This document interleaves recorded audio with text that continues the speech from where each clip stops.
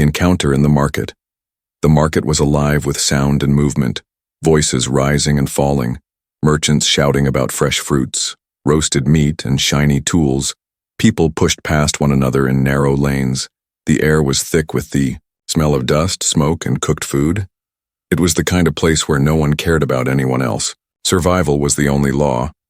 Among the noise and color, a small figure moved quietly between the stalls. It was a little alien girl, her hair tangled, her face thin, her dress torn in several places. She kept her head down as if she hoped the crowd would never see her. Her eyes darted from one basket of food to another, and her small hands twitched as if they wanted to grab something but were too afraid. The human trader, Daniel, had come to the market for supplies. He was carrying a bag on his shoulder and making his way through the stalls.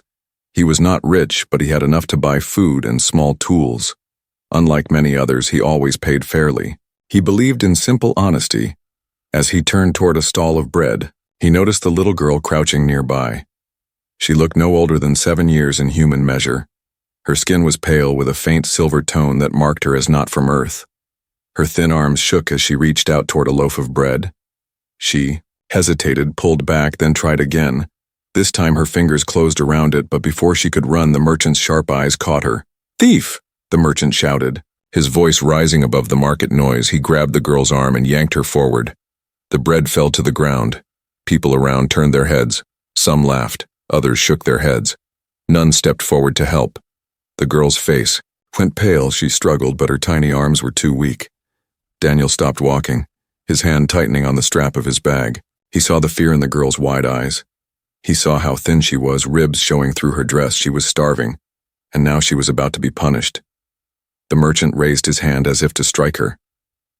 "Little beasts like you steal because your kind is worthless," he spat. The crowd murmured, but no one interfered. Daniel stepped forward, his voice steady. "Wait," he said. The merchant froze and turned, annoyed. Daniel bent down, picked up the fallen bread, and held out a coin. "I'll pay for it," the merchant frowned. "Why would you pay for this thief?" he asked, his grip still tight on the girl's arm. The girl winced, her eyes filling with tears. "Because she's hungry," Daniel said, pressing the coin into the merchant's palm. "And hungry children don't need punishment. They need food." The crowd went silent for a moment. Some laughed softly at his words, others whispered. But Daniel stood firm, his eyes never leaving the merchant. The merchant grumbled but finally let go of the girl's arm. She stumbled and almost fell. Daniel reached out and steadied her, then gently handed her the bread. The girl held it with both hands, her fingers trembling. Her lips parted but no words came out. Instead, she tore off a piece and stuffed it quickly into her mouth, chewing as if afraid it might be taken away again. Daniel felt a tightness in his chest. "You better watch yourself, human," the merchant growled. "Protecting strays will bring you trouble." He turned back to his stall, already shouting at new customers. Daniel ignored him. He looked at the girl, her large eyes still fixed on him, her face smudged with dirt but her gaze full of a strange light, gratitude mixed with fear. She was cautious, as if kindness was something foreign. "What's your name?" Daniel asked softly, but the girl shook her head, clutching the bread tightly against her chest. He sighed and stood up. "All right then. Eat well," he said, and turned to leave. But before he could take more than 2 steps, he felt a tug on his pant leg. He looked down. The girl was holding on to him with one hand while still clutching the bread in the other. Her lips trembled as if she wanted to say something. But no sound came. Daniel looked around. People were already ignoring them again.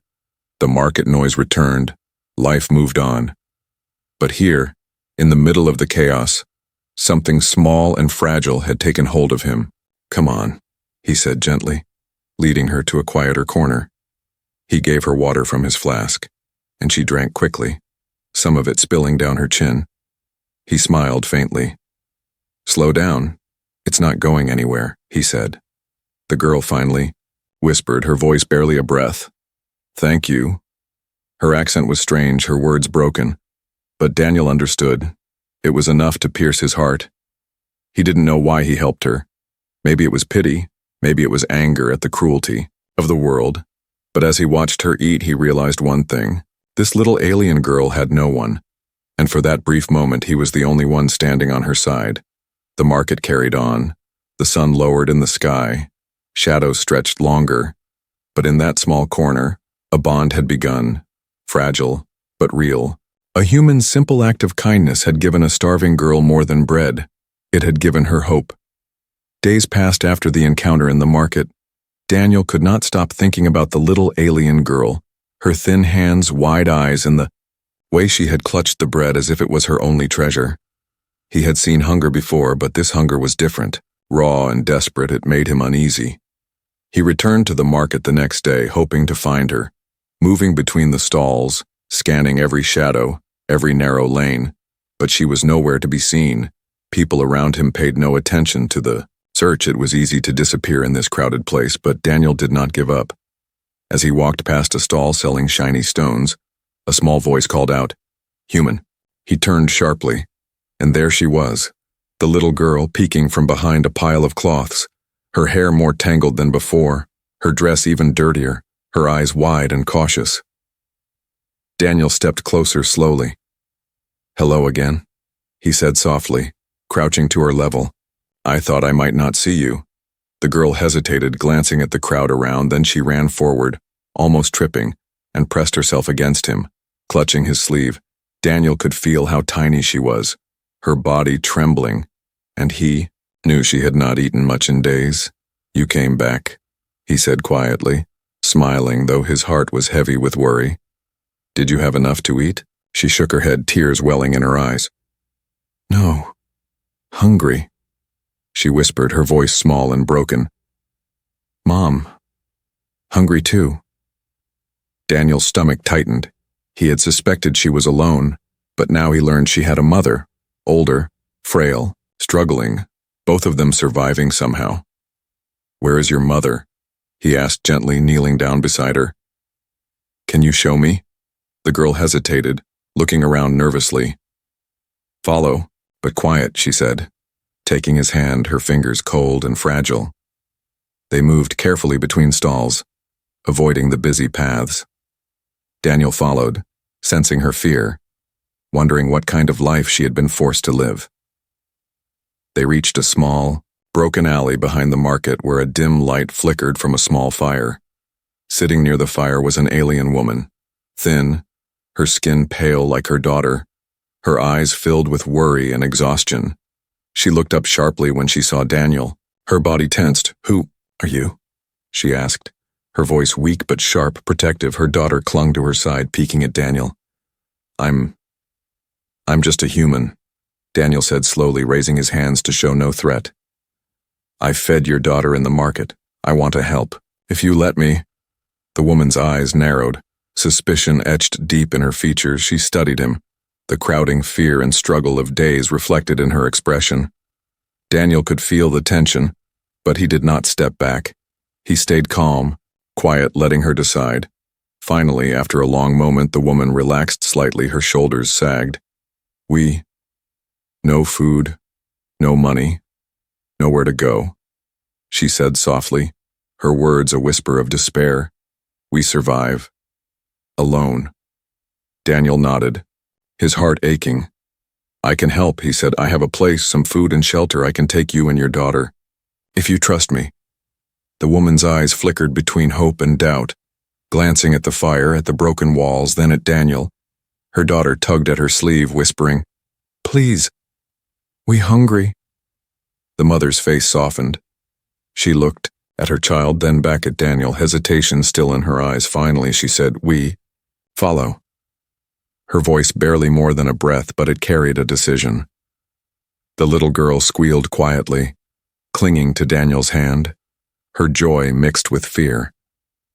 They moved slowly through the crowded market, Daniel keeping close to them, making sure no one noticed the small family moving together.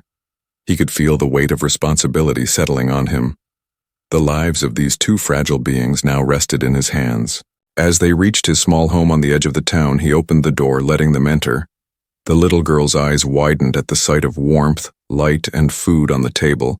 She ran forward, sitting down eagerly, while her mother stood at the doorway, watching carefully, unsure but hopeful.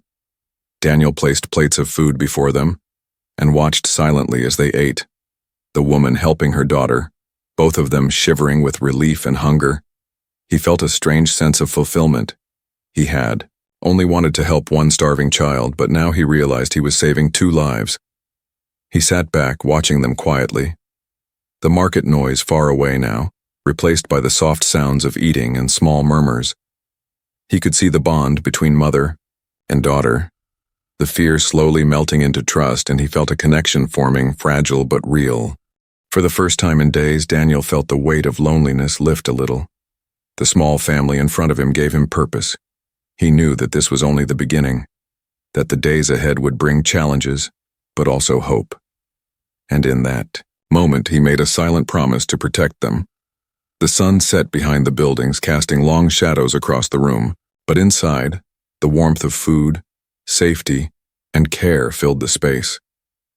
The little girl looked up at Daniel, her eyes bright, a small smile on her face, and he knew that this encounter in the market had changed everything, not just for her, but for all of them. The house was quiet, the kind of quiet that felt unfamiliar to Daniel. He had always lived alone. His small home was neat, simple, and quiet. But now that silence was broken by soft footsteps, faint whispers, and the sound of 2 people breathing while they slept.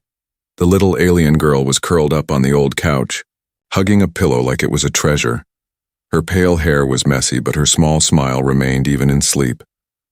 Her mother, wrapped in a blanket, sat near the fireplace, her eyes half closed but alert. She was not used to comfort. Not yet. Daniel stood near the door looking at them both. Something strange tugged at his chest, a feeling he didn't expect. He had helped people before, given money, shared food. But this was different. This was deeper. This was personal. He brought warm soup in a bowl and set it beside the alien mother. She blinked slowly and looked up, her eyes still tired. "Thank you," she said quietly, her voice softer now. "For everything," Daniel nodded, sitting on the floor nearby. "What's your name?" he asked gently. The woman hesitated, then replied, "Rilani." She glanced at the girl on the couch. "And she's Luma." "Luma," Daniel repeated, smiling. "Beautiful name." Rilani gave a small nod, her expression unreadable, as if her heart was too used to pain to open easily. Still, she watched him with less fear than before. She took a spoonful of soup, her hands trembling slightly. "You don't have to be afraid here," Daniel said. "No one will hurt you."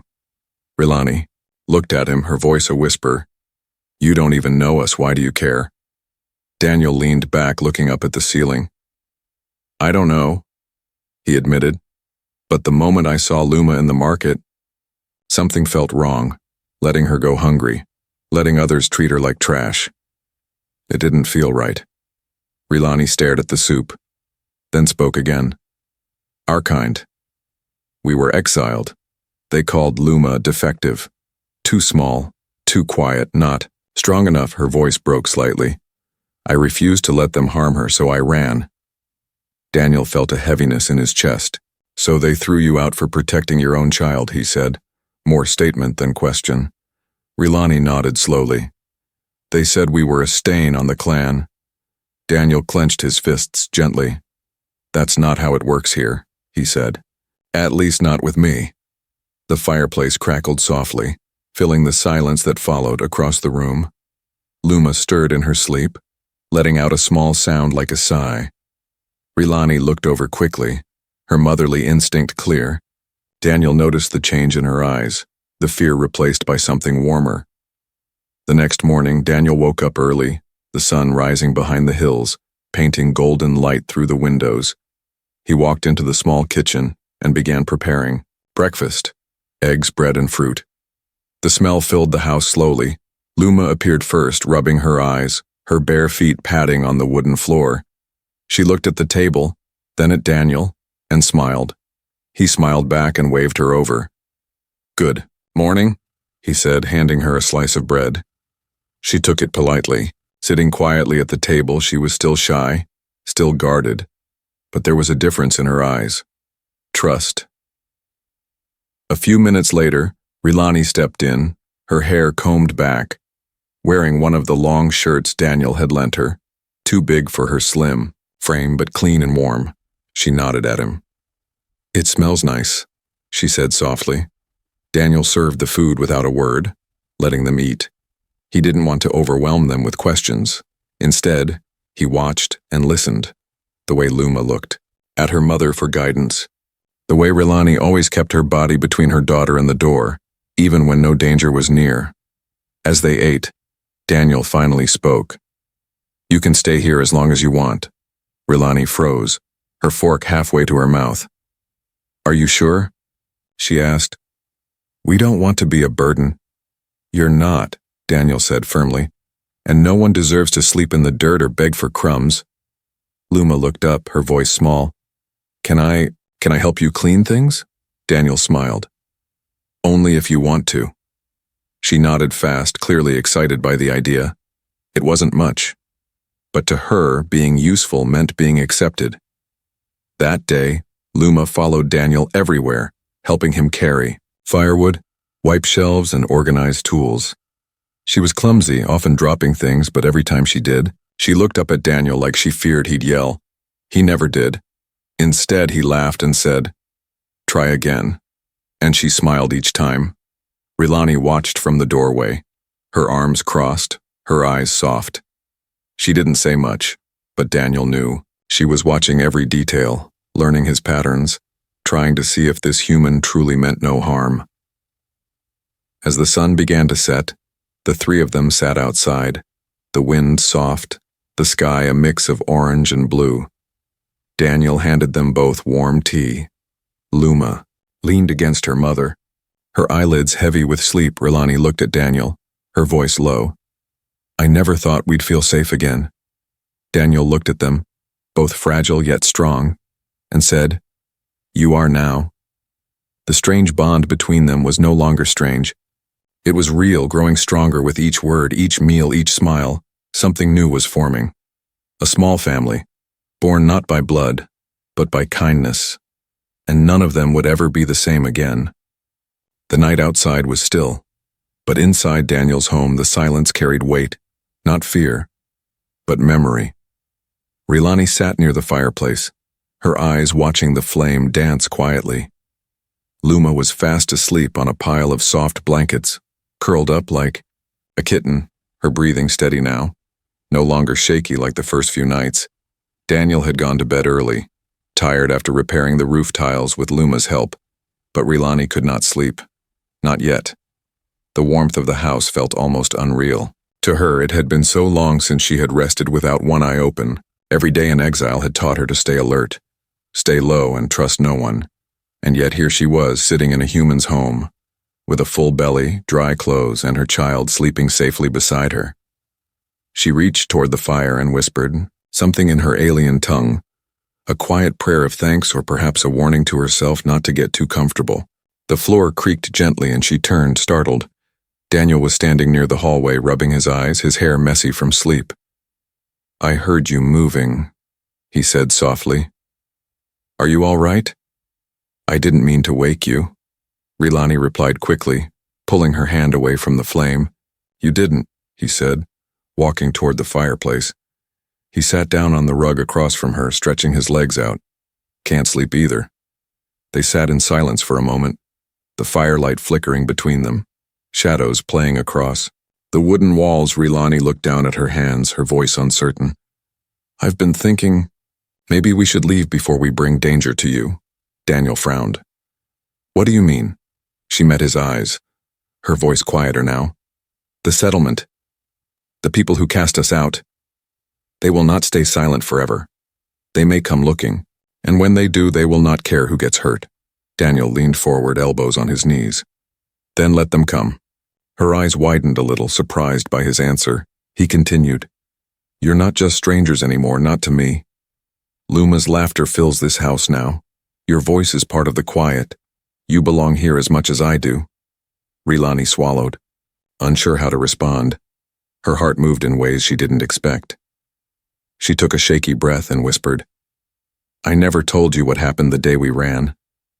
Daniel nodded gently. You don't have to. But if you want to, I'm listening. Hurry. Hands trembled slightly in her lap, her eyes distant. They called a meeting in the village, said Luma had been examined and found unfit. They said she was weak, mentally slow, born wrong. Her voice shook. They told me I had two choices, give her up or leave with nothing. Daniel clenched his jaw, trying to stay calm. I begged them, Rilani continued, tears now lining her lower lids. I begged for them to see her worth, to give her time. But they laughed, said she would bring shame to our bloodline. And when I refused, they beat me. They broke our home. They dragged us through the streets so the others could see. Her voice cracked. Then they left us at the canyon's edge, told us to disappear.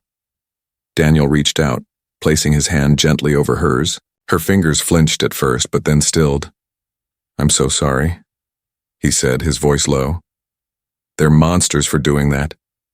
Rilani blinked fast, wiping her cheeks quickly, embarrassed. I didn't mean to cry, she said. I haven't cried in months. There's no shame in it, Daniel replied. You're safe now and you don't have to hide how you feel. A long silence passed between them, not uncomfortable, just quiet. Luma let out a small sound in her sleep and both of them turned to look at her. She's not broken, Rilani said firmly. She's just gentle, kind, slow to speak, but quick to feel. She's perfect, Daniel said with a small smile. And strong too, I saw it when she helped me carry those heavy wooden planks. Rilani chuckled softly, the sound almost strange coming from her, but sweet. She dropped, every one of them. Yeah, Daniel nodded, but she always picked them back up. They both smiled, and for a moment the weight of the world felt lighter. Later, Daniel stood and stretched. Try to get some rest, he said. You're safe here. And I mean that? Rilani nodded, her voice almost a whisper. Thank you. As he turned to go back to his room, she stopped him. Daniel? He looked back. Yes, you're the first person who looked at us and didn't see trash, she said. I won't forget that.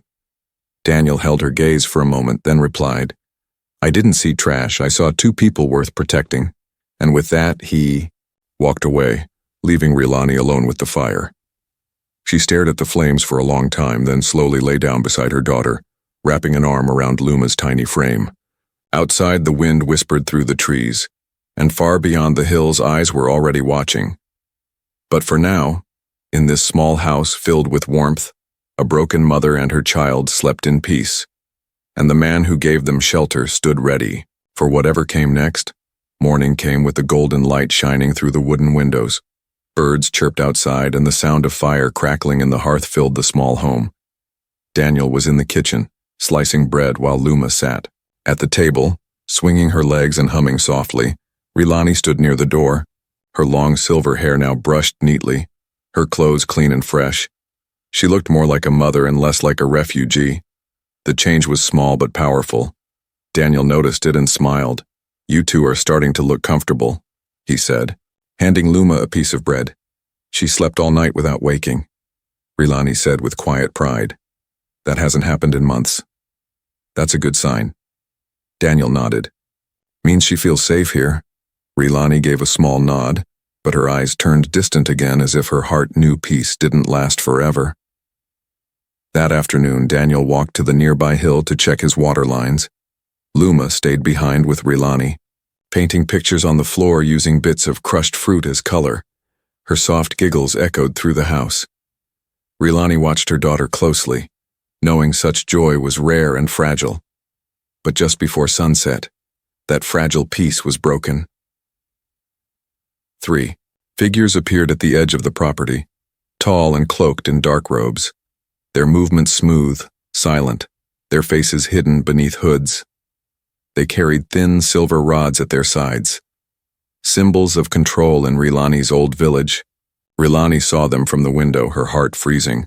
The color drained from her face. She grabbed Luma quickly and whispered, "Hide now." Luma obeyed without question, crawling beneath the table and pulling a blanket around herself. Rilani moved fast, grabbing the wooden stick Daniel had carved for kindling, her hands trembling but ready. The door was knocked once. Loud, cold, final. Rilani opened it slightly, just enough to see them, her voice firm. "You have no right to be here." One of the robed figures stepped forward, his voice metallic and flat. "Rilani, former daughter of Clan Arshal, you are ordered to return to face judgment. Your child is marked unworthy, and the human who protects you is interfering in matters of exile. We are not part of your clan anymore," Rilani snapped. "Leave us alone." The figure leaned closer. "Refusal will bring punishment." Suddenly, a sharp voice echoed from behind. "Is that a threat?" Daniel had returned, dirt on his boots, sweat on his brow, but his eyes full of fire. He stepped between Rilani and the strangers, his body strong, unmoving. "This is my home," he said, "and no one makes threats here." One of the cloaked men sneered. "This is not your concern, human." Daniel didn't flinch. "Everything that happens on my land is my concern." The lead figure raised his rod slightly. "You are protecting criminals.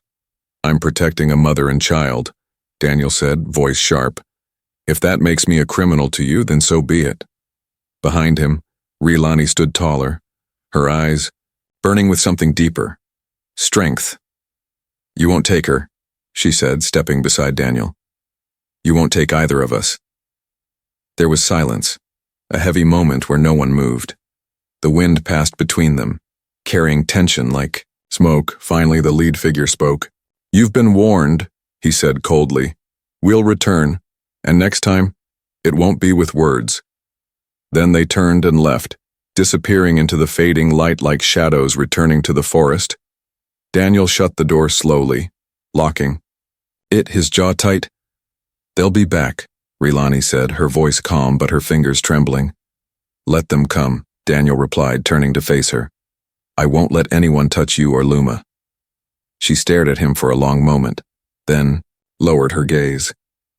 "Why are you doing this?" she whispered. "You don't even know us." "I don't need to know everything," he said. "I know enough. You're good people and you don't deserve to be hunted." That night, they added extra locks to the windows. Daniel gave Rilani a blade from his old survival pack, just in case. She took it with a shaking hand but held it tight. Luma, unaware of the danger, fell asleep holding her small wooden drawing stick, her dreams peaceful, her body wrapped in warm blankets. Rilani stood at the window, watching the darkness. Outside, "I'm not running anymore," she said softly, more to herself than anyone else. Daniel stood beside her, watching the same darkness. "Neither am I." For the first time, Rilani felt like she wasn't standing alone.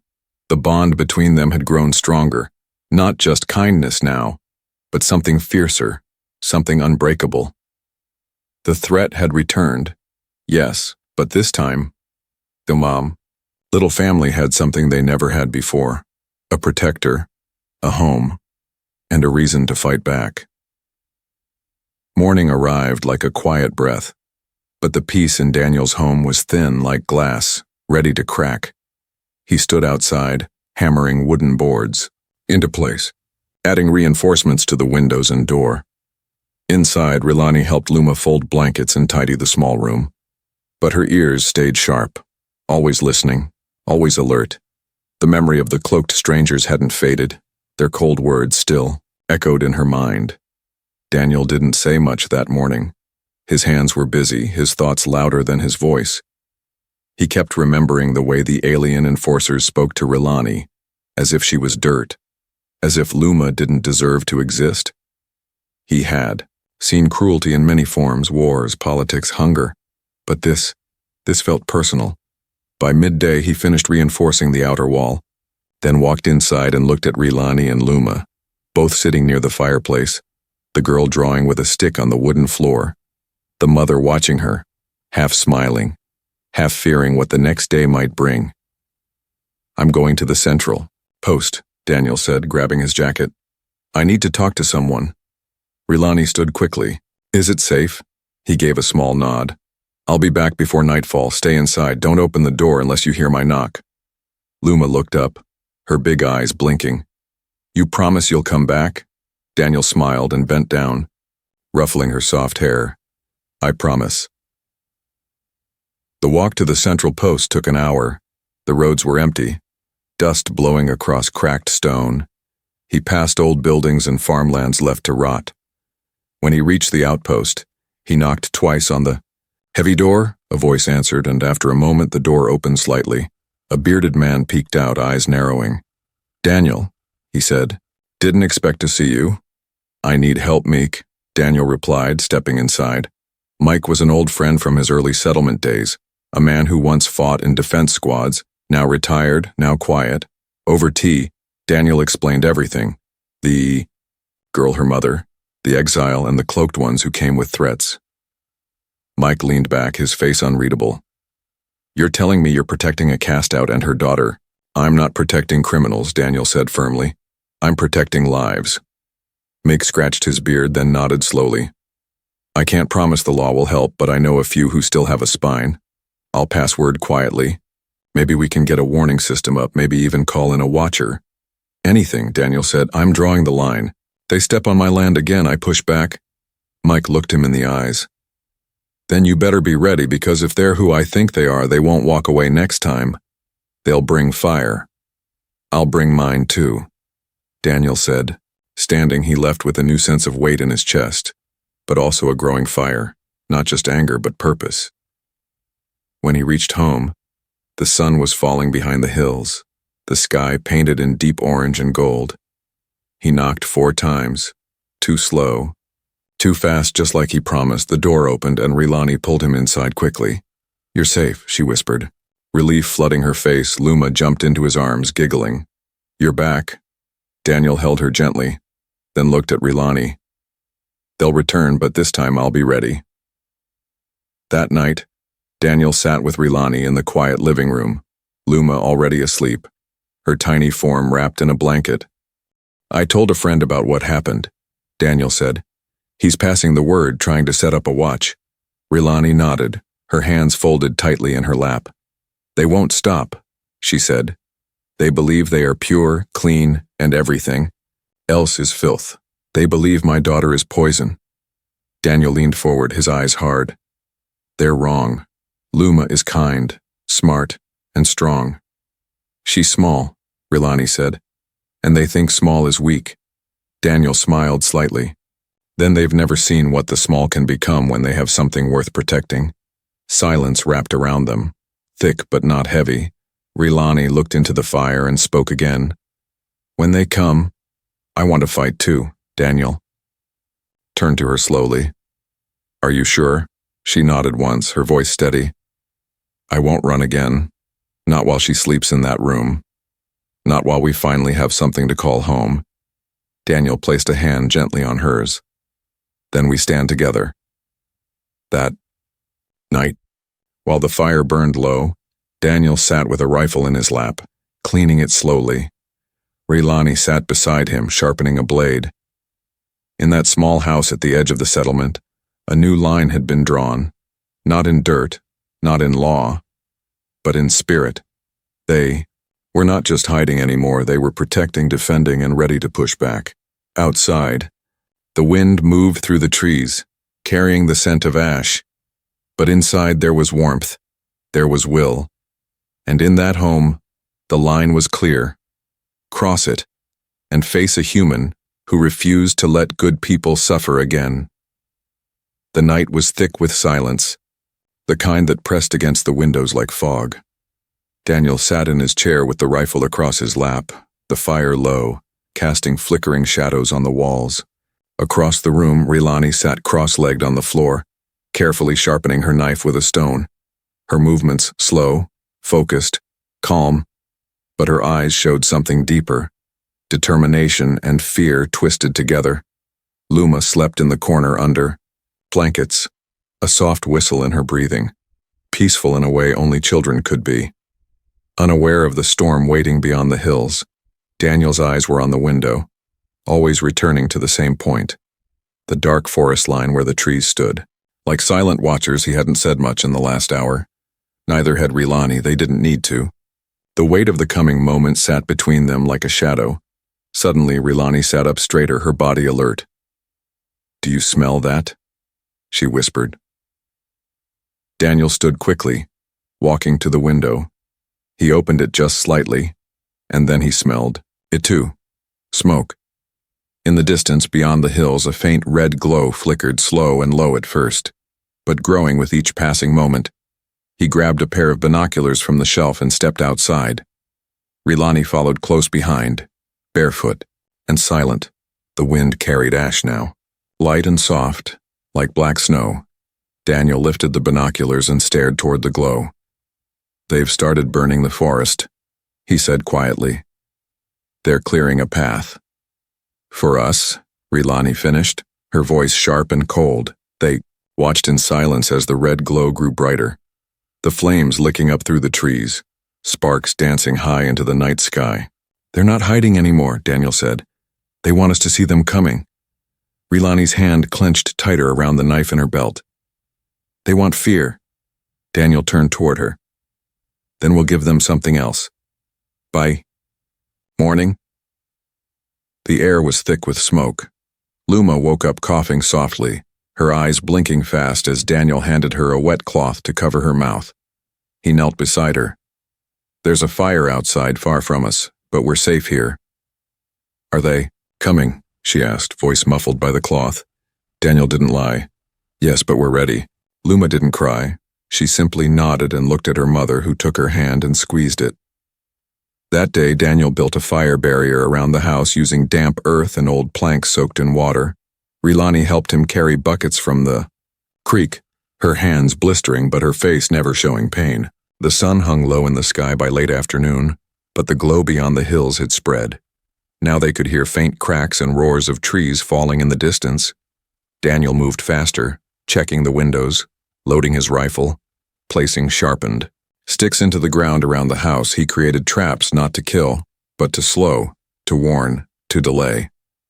That evening, Rilani brought out a map Daniel had forgotten he had. She pointed to a small path behind the hill, hidden by rocks and thick trees. "If something happens, if you need to get Luma out, take this way." Daniel looked at her, eyes narrowing. "What about you?" "I'll cover you," she said. "No," he shook his head, "we stay together." "You're thinking like a soldier," Rilani replied, "but I'm thinking like a mother." Daniel stepped closer, placing both hands on her shoulders. "Then let's think like a family." She looked up at him, the fire reflecting in her eyes, and nodded once, slow and steady. The night came heavy, the stars hidden behind smoke and cloud. Luma slept again, this time in Daniel's bed, wrapped in his old jacket, her tiny body tucked deep into the warmth. Daniel and Rilani sat near the window, watching, waiting. Every snap of a twig outside made their heads turn. Every gust of wind made their hands tighten around their weapons. Then just after midnight, Daniel saw them. Dark shapes moving through the smoke. 5 figures, cloaked like before, their rods glowing faintly, scanning the trees, searching, hunting. "They're here," he whispered. Rilani stood up without a sound, stepping to the door.